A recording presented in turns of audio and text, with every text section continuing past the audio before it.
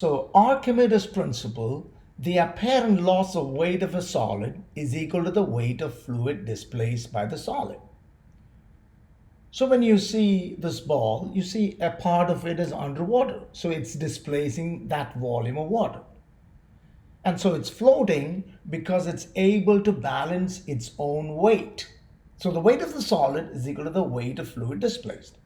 But if you push it further down, there's a greater volume of water displaced, so there's a bigger upthrust, it comes back up. To find the relative density of a solid, first find its mass in air. Then have it completely immersed in water and find its mass in water, 68 grams here. And so you can calculate the relative density by mass in air by loss in water. So mass in air 106.5, right? So calculate that. And then to find the relative density of alcohol, submerge the same solid in alcohol and find its mass in alcohol, 76 grams. And there you can calculate the relative density of alcohol by finding the loss in alcohol divided by the loss in water. Now be careful about that. Loss in alcohol by loss in water. To find the relative density of wood, wood will float, so you need to make it go underwater with a sinker. But first of all, find the mass of the wooden cylinder in air, 8.5 grams.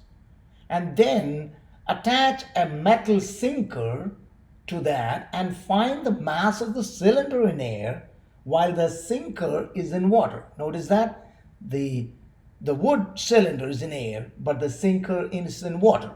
Next, put both of them underwater. So now you got the wood and the sinker both underwater. Find its mass. Obviously, it's less than before. It's 57.5 grams. Okay?